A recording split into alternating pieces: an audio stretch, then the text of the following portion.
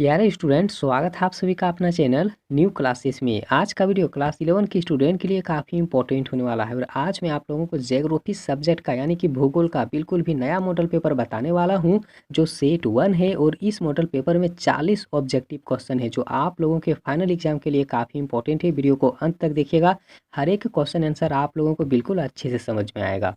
तो यहाँ जो पहला प्रश्न दिया हुआ है, पहला प्रश्न आप लोग देख लीजिए। और इनसे पहले मैंने काफ़ी सारा वीडियो अपलोड कर दिया है, आप लोग मेरे चैनल के प्ले लिस्ट में जा करके देख लीजिए। हर एक वीडियो आप लोगों को वहाँ पर मिल जाएगा। अगर आप लोग पुराना मॉडल पेपर का सोल्यूशन देखना चाहते हैं या फिर नया मॉडल पेपर का सोल्यूशन देखना चाहते हैं तो हर वीडियो आप लोगों को मेरे चैनल के प्ले लिस्ट में मिलेगा। आप लोग वहाँ पर जा करके अच्छे से देख लीजिए। एग्ज़ाम से पहले हर वीडियो को आप लोग अच्छे से देख लीजिए और अच्छे से याद करके रख लें। तो देखिए यहाँ जो पहला प्रश्न दिया हुआ है कि भारत के किस राज्य में बाढ़ अधिक आती है। ठीक है, तो देखिए भारत के ऐसा कौन सा राज्य है जहाँ पर बाढ़ जो है सबसे ज़्यादा आता है। तो असम इसका बिल्कुल भी राइट आंसर होगा। अगला प्रश्न देख लीजिए, जो दूसरा नंबर का प्रश्न है कि उत्तरांचल के किस जिले में मालपा भूस्खलन आपदा घटित हुई थी। तो उस जगह का नाम है पिथौरागढ़। उस जगह का क्या नाम है? तो पिथौरागढ़ नाम है।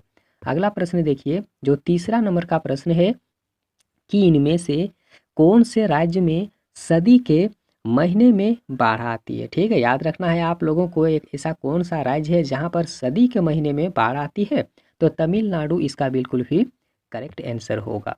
अगला प्रश्न आप लोग नोट करिए कि इनमें से किस नदी में मजोली द्वीप स्थित है। तो देखिए हर एक क्वेश्चन जो है ना आप लोगों को ऑप्शन के साथ में फाइनल पेपर में देखने को मिलेगा। ठीक है, और यहाँ पर मैं बिल्कुल भी एकदम आंसर के साथ लाया हूँ, यहाँ ऑप्शन नहीं बिल्कुल आंसर के साथ लाया हूँ हर क्वेश्चन को।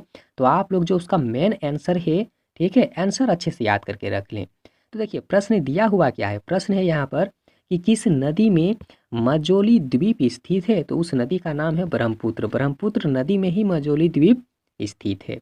अगला जो प्रश्न है यहाँ पर 5 नंबर का कि बर्फानी तूफान, ठीक है, याद रखिएगा, बर्फानी तूफान किस तरह की प्राकृतिक आपदा है। तो वह जो है ना वायुमंडलीय आपदा है। क्या है? वायुमंडलीय आपदा है। अगला प्रश्न नोट करिए कि निम्नांकित में से या फिर निम्नलिखित में से कौन प्राकृतिक आपदा नहीं है। तो देखिए ऑप्शन के अनुसार जवाब देना है। तो यहाँ पर परमाणु इसका राइट आंसर होगा। ठीक है, आगे नोट करिए। अगला जो प्रश्न है 7 नंबर का कि तितली किस प्रकार की प्राकृतिक आपदा से संबंधित है। तो देखिए जब चक्रवात आने वाला होता है ना, तो चक्रवात से पहले तितली आप लोगों को आसमान में काफ़ी सारा देखने को मिलेगा। ठीक है, या फिर जब बरसात होता है तो बरसात से पहले ही आप लोगों को तितली काफ़ी सारा आसमान में उड़ती हुई नज़र आएगा आप लोगों को। तब आप लोग समझ जाइएगा कि हाँ अब बारिश होने वाला है। अगला जो प्रश्न है यहाँ पर 8 नंबर का कि भारत में किस मिट्टी का विस्तार सबसे ज़्यादा पाया जाता है। देखिए याद रखिएगा, भारत में सबसे ज़्यादा जो है ना कौन सा मिट्टी पाया जाता है, ऑप्शन के अनुसार आप लोगों को जवाब देना है। तो देखिए यहाँ पर ऑप्शन में क्या है, काली मिट्टी है, जलोढ़ मिट्टी है, लेटराइट मिट्टी है और लाल मिट्टी है। तो देखिए भारत में अगर कहा जाए ना कि सबसे ज़्यादा अगर विस्तारित वाला मिट्टी होगा तो वह जो मिट्टी है ना जलोढ़ मिट्टी होगा। क्या होगा? जलोढ़ मृदा होगा। अगला जो प्रश्न है ना कि बाढ़ आने के कारण कौन वाला नहीं होगा। तो देखिए जैविक आपदा जो है ना ये बाढ़ आने का कारण बिल्कुल भी नहीं होगा और ऑप्शन के अनुसार आप लोगों को जवाब देना है। अगला देख लीजिए, अगला जो प्रश्न है 10 नंबर का कि शिवकाशी में सर्वाधिक दुर्घटनाएं किस कारण से होती है। तो देखिए शिवकाशी जो है वो तो धर्म स्थल है। तो धर्म स्थल में वहाँ पर लोग खुशी मनाते हैं और खुशी मना के मतलब क्या करते हैं कि वहाँ पर पटाखे काफ़ी ज़्यादा एकदम फोड़ते हैं। तो पटाखे ज़्यादा फोड़ने के कारण से क्या होता है कि वो जो पटाखों से चिंगारी जो निकलती है तो उसी के कारण से वहाँ पर आग काफ़ी ज़्यादा लगने की मतलब पूरी संभावना वहाँ पर रहती है और आग काफ़ी ज़्यादा पहले लग भी चुका है। ठीक है, तो याद रखिएगा इसका राइट आंसर क्या होगा कि पटाखों में आग लगने से शिवकाशी में काफ़ी सर्वाधिक दुर्घटनाएं होती है। अगला जो प्रश्न है कि दक्षिणी भारत में भूस्खलन का प्रभावित प्रमुख क्षेत्र कौन सा होगा। तो कोंकण तट होगा। क्या होगा? कोंकण तट होगा। और आप लोग अगर मेरा हर वीडियो को देखते हैं, काफ़ी सारे स्टूडेंट का ये सवाल था कि सर मैं कितना नंबर ला सकता हूँ वीडियो देख करके। तो आप लोग पूरा एकदम शिद्दत के साथ में हर वीडियो को देखते हैं तो आप लोग याद रखिएगा 400 नंबर से पार आप लोग ज़रूर कर जाएंगे। मैं ये नहीं बोल रहा हूँ कि आप लोग 100% पूरा लाएंगे, लेकिन हाँ 400 नंबर पूरा पार आप लोग कर जाइएगा। लेकिन उसके लिए एक शर्त है कि मैं जितने सारे वीडियो अपलोड करता हूँ आप लोगों को हर वीडियो को देखना है। अगर बेल आइकन को आप लोग नहीं दबाए हैं ना, वो जो मतलब नोटिफिकेशन आता है तो उसको आप लोग ज़रूर ऑन करके रखिएगा, ऑल में ज़रूर करके रखिएगा, ताकि मैं जब भी वीडियो अपलोड करूँ ना तो उनका नोटिफिकेशन आप लोगों के पास में जाए, ठीक है। और काफ़ी सारे स्टूडेंट ऐसे होंगे जो इस वीडियो को आज पहली बार देख रहे होंगे, तो आप लोग ज़रूर चैनल को सब्सक्राइब कर लीजिए, ठीक है। सिर्फ वीडियो देखने से काम नहीं चलेगा, चैनल को सब्सक्राइब करना पड़ेगा आप लोगों को। जब तक आप लोग चैनल को सब्सक्राइब नहीं करेंगे तब तक फिर आप लोगों को पता कैसे चलेगा कि न्यू क्लासेस बाय प्रभु सर में वीडियो अपलोड हो रहा है। तो आप लोग बिल्कुल भी चैनल को ज़रूर सब्सक्राइब करें, और बेल आइकन अगर आप लोग दबाते हैं ना तो ऑल पे क्लिक करिएगा, ठीक है, ताकि मैं हर एक वीडियो का नोटिफिकेशन जो है ना आप लोगों के पास में अच्छे से पहुंच जाए। और यहाँ पर देख लीजिए अगला जो प्रश्न है ना 12 नंबर का, कि निम्नांकित में से कौन सी आपदा जलीय है। तो देखिए ऑप्शन के अनुसार हर क्वेश्चन का आंसर आप लोगों को देना है। ऑप्शन में हो सकता है कुछ कुछ चेंज भी वहाँ पर आप लोगों को मिलेगा। तो देखिए यहाँ जो प्रश्न है ना कि कौन सी आपदा जलीय आपदा है, तो जलीय आपदा में सुनामी होगा, क्योंकि जब सुनामी आता है तभी ना जल भर जाता है। तो ये आप लोगों को अच्छे से याद करके रखना है। अगला प्रश्न देखिए कि हुदहुद चक्रवात का नामकरण किया गया था, तो कहाँ से, कौन जगह से, तो ओमान द्वारा किया गया था। कहाँ से, ओमान द्वारा। अगला जो प्रश्न है ना यहाँ पर देख लीजिए कि भूकंप किस तरह की प्राकृतिक आपदा है, तो वो भौमिकी आपदा है। क्या है, भौमिकी आपदा है। अगला जो प्रश्न है कि चक्रवात की आंख होती है, तो चक्रवात की जो आंख होती है ना वो शांत होगा और मेघ रहित होगा। क्या होगा, शांत होगा और मेघ रहित होगा। अब यहाँ पर अगला प्रश्न नोट करिए कि 1990 में आए भूकंप से दिहांग और महापुप नदियों ने अपने मार्ग परिवर्तित किए थे। तो यह जो भूकंप है ना कहाँ पर आया था, तो याद रखिएगा असम में आया था। अब काफ़ी सारे स्टूडेंट यहाँ इस प्रश्न में कमेंट करेंगे, सोच रहे होंगे कि सर यहाँ प्रश्न है क्या, समझ में नहीं आया। तो प्रश्न छोटा है, याद रखिएगा प्रश्न छोटा है, लेकिन आप लोगों को अच्छे से जब तक समझ में नहीं आएगा तब तक फिर आप लोगों को पहाड़ जैसा ही नज़र आएगा।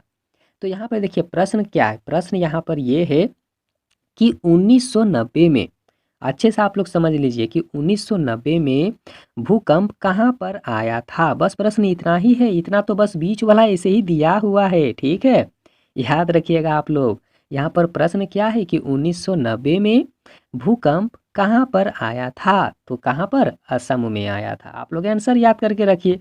अगला जो प्रश्न है ना 17 नंबर का देख लीजिए कि अधिकतम चक्र कहाँ पर आते हैं, मतलब चक्रवात, ठीक है, अधिकतम चक्रवात कहाँ पर आते हैं, तो बंगाल की खाड़ी में अधिकतम चक्रवात होता है। अगला जो प्रश्न है ना 18 नंबर का, कि भारत में राष्ट्रीय बाढ़ आयोग का गठन किया गया था, तो कब हुआ था, तो 1978 में हुआ था, ठीक है, 1978 में हुआ था। आप लोग आंसर याद करके रखिए। अगला जो प्रश्न है कि हुदहुद चक्रवात से भारत का कौन सा तटीय क्षेत्र काफी प्रभावित हुआ है, तो उस तट का नाम है आंध्र प्रदेश। कौन सा जगह होगा, तो आंध्र प्रदेश होगा।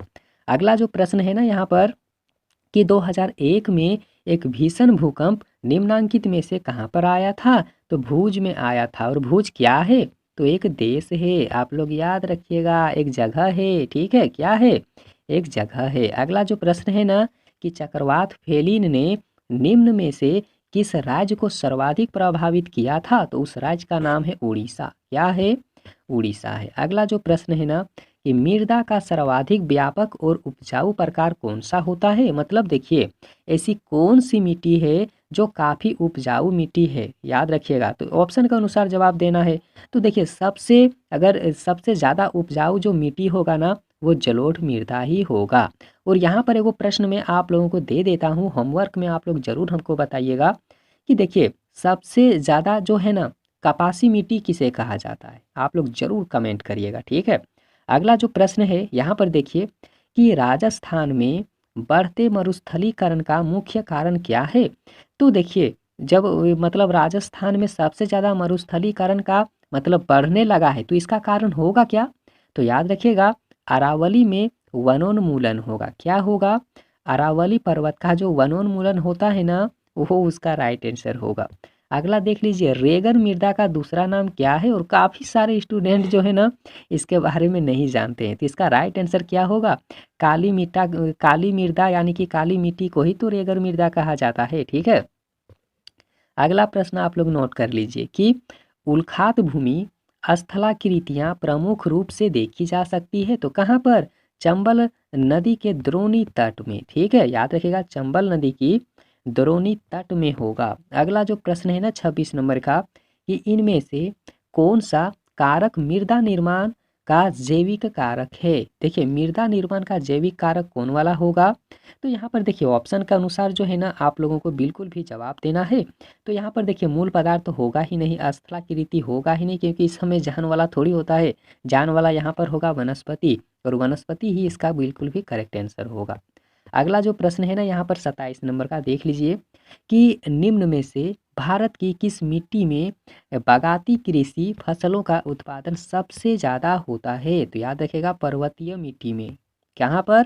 पर्वतीय मिट्टी में सबसे ज़्यादा बागाती कृषि होता है, आप लोग याद रखिएगा। अगला जो प्रश्न है यहाँ पर 28 नंबर का, कि भारत के सचित क्षेत्रों में कृषि योग्य भूमि किस कारण से लवणीय हो रहा है? तो देखिए, लवणीय किस कारण से होगा? मिट्टी मतलब देखिए नमकीन टाइप का मिट्टी क्यों होगा? तो याद रखिएगा, अगर अधिक कोई खेती करेगा, अधिक सिंचाई करेगा तब न होगा। अब यहाँ पर फिर आप लोग सोच रहे होंगे कि सर अधिक सिंचाई से लवणीय मिट्टी कैसे हो जाता है? मिट्टी जो है लवणीय कैसे होगा?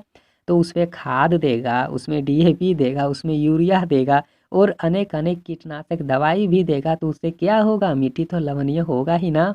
आप लोग याद रखिए। ठीक है। अगला जो प्रश्न है ना यहाँ पर 29 नंबर का, कि निम्नांकित में से कौन सा मृदा निर्माण का कारक बिल्कुल भी नहीं है? तो देखिए, मृदा निर्माण का कारक कौन वाला नहीं होगा? ऑप्शन के अनुसार जो है ना आप लोगों को जवाब देना है। तो देख लीजिए, रासायनिक उर्वरक जो है ना ये मृदा निर्माण का कारक में नहीं शामिल होगा। तो यहाँ पर शामिल कौन कौन वाला होगा? तो आप लोग याद रखिएगा, यहाँ पर एक चीज़ आप लोगों को जानना जरूरी है कि मृदा निर्माण का कारक है, तो मृदा निर्माण का कारक कौन व कौन होता है? देखिए, मृदा कैसे निर्माण हो सकता है? जलवायु से होगा, ठीक है, उचावच से होगा और जनक सामग्री से होगा। तो इनका जो है ना मृदा निर्माण का कारक यही वाला 3 गो इसमें होगा। ठीक है। लेकिन प्रश्न में दिया क्या हुआ है? प्रश्न में दिया हुआ है कि मृदा निर्माण का कारक कौन वाला नहीं होगा। तो इसका करेक्ट जो आंसर होगा ना, यहाँ पर देखिए आंसर लिख दिए हैं, रासायनिक उर्वरक जो है इस प्रश्न का सही जवाब होगा। आगे नोट करिए, अगला जो प्रश्न है कि गंगा सिंधु मैदान में, याद रखिए गंगा नदी और सिंधु नदी के जो मैदान में कौन सी मिट्टी आमतौर पर वहाँ पर मिलता है? मतलब कौन सा मिट्टी जो है गंगा और सिंधु नदी के तट पर मिलता है? तो आमतौर पर वहाँ पर अगर कहा जाए ना तो जलोढ़ मृदा सबसे ज़्यादा मिलता है। और आप लोग फिर हमें कमेंट करिएगा कि जलोढ़ मृदा जो है आखिर किस कारण से इसका निर्माण होता है, कहाँ से आता है? ठीक है, कमेंट जरूर करिएगा। अगला जो प्रश्न है कि दक्कन पठार पर स्थित, याद रखिएगा दक्कन पठार पर किसी भी मिट्टी का विस्तारित कैसा होता है? तो याद रखिएगा दक्कन पठार पर यानी कि जो मिट्टी होता है ना, कि कौन सा मिट्टी का विस्तार सबसे ज़्यादा होगा? तो काली मिट्टी जो है ना दक्कन के पठार में बहुत ज़्यादा मिलता है। अगला जो प्रश्न है देख लीजिए कि राजमहल पहाड़ियों की मुख्य मिट्टी कौन सी होती है? काफ़ी इंपॉर्टेंट सवाल है, बिल्कुल भी आप लोग अच्छे से याद करके रखिएगा। ठीक है। ऑप्शन के अनुसार ही आप लोगों को जवाब देना है कि राजमहल पहाड़ियों की मुख्य मिट्टी कौन सी है। तो देख लीजिए, इसका जो राइट आंसर होगा ना लेटेराइट मृदा होगा। क्या होगा? लेटेराइट मृदा होगा। अगला जो प्रश्न है कि जलोढ़ मिट्टी का सर्वाधिक निक्षेपण किसके द्वारा होता है? तो देखिए निक्षेपण, जलोढ़ मिट्टी का जो निक्षेपण होगा ना वो नदियों के द्वारा सबसे ज़्यादा होता है। ठीक है। अगला नोट करिए, अगला जो प्रश्न है ना कि मृदा परिच्छेदिका में कितनी परतें मिलती है? तो याद रखिएगा 3 परत होता है। मृदा मृदा परिच्छेदिका में 3 परत होता है, आप लोग याद करके रखिएगा। अगला जो नोट करिए यहाँ पर प्रश्न है कि जलोढ़ मिट्टियाँ कहाँ पर पाई जाती है? तो याद रखिएगा उत्तर भाग के विशाल मैदान में सबसे ज़्यादा जलोढ़ मिट्टी रहता है। अगला जो प्रश्न है ना कि निम्नांकित में से किस मिट्टी में जुताई करना काफ़ी कठिन हो जाता है? मतलब जुताई उस मिट्टी में से अधिक नहीं होगा, तो उस मिट्टी का नाम है काली मिट्टी। काली मिट्टी में जो है ना हल ज़्यादा नहीं चलेगा। ठीक है। अगला जो प्रश्न है यहाँ पर देख लीजिए कि मृदा अपरदन रोका जा सकता है? ऑप्शन के अनुसार जवाब देना है। तो देखिए मृदा अपरदन को कैसे कैसे रोक सकते हैं हम लोग, क्या करके रोक सकते हैं, आप लोग कमेंट करिएगा। इसका एक आंसर देख लीजिए, वन रोपण के जरिए। अगर हम लोग ज़्यादा से ज़्यादा वन लगाएंगे, ठीक है, तो उससे जो है ना मृदा का अपरदन बहुत कम होगा। आप लोग आंसर अच्छे से याद करके रखिएगा। बाकी आप लोग तो पढ़े ही होंगे मृदा अपरदन क्या है। अगला प्रश्न देख लीजिए कि निम्नांकित में से किस मिट्टी की श्रेणी में खादर और बांगर आते हैं? काफ़ी इंपॉर्टेंट सवाल है कि बांगर और खादर जो मिट्टी है आखिर मिट्टी के कौन से श्रेणी में आता है? तो याद रखिएगा जलोढ़ मिट्टी का ही तो भाग है, जलोढ़ मिट्टी का भाग है। अगला जो प्रश्न है ना देख लीजिए कि निम्नांकित में से किस प्रक्रिया द्वारा मृदा में ह्यूमस पैदा होता है? ह्यूमस का मतलब क्या होता है? तो आप लोग याद रखिएगा ह्यूमस का मतलब होता है खाद। क्या होता है? खाद होता है। अब देखिए खाद बनेगा कैसे? तो ऑप्शन के अनुसार ना आप लोगों को जवाब देना है। तो यहाँ पर आप लोग देख लीजिए, इसका जो करेक्ट आंसर होगा ना, पौधों के जो पत्ते होते हैं उन पत्तों जब वो मतलब वह पौधे के जो पत्ते होते हैं वो ज़मीन पर गिरता है, गिरने के बाद में सड़ जाता है, तो वही तो खाद, ओरिजिनल खाद वही होता है। ठीक है, आप लोग याद रखिएगा ह्यूमस का मतलब खाद होगा। खाद बनेगा कैसे? पौधों के गिरे हुए पत्तों से। अगला प्रश्न देखिए जो इस वीडियो का बिल्कुल भी अंतिम प्रश्न है कि कपास की कृषि के लिए सबसे अधिक उपयुक्त मृदा कौन सी होती है? तो काली मृदा होती है। आप लोग आंसर अच्छे से याद करके रखिएगा। और इसके बाद में भी आप लोगों को काफ़ी सारा वीडियो मिलता रहेगा। आप लोग चैनल को ज़रूर सब्सक्राइब कीजिए और साथ ही बेल आइकन को आप लोग ज़रूर दबाइएगा। और प्रश्न से संबंधित अगर मन में डाउट हो तो आप लोग हमें कमेंट सेक्शन में ज़रूर कमेंट करिएगा। और वीडियो देखने के लिए बहुत बहुत धन्यवाद।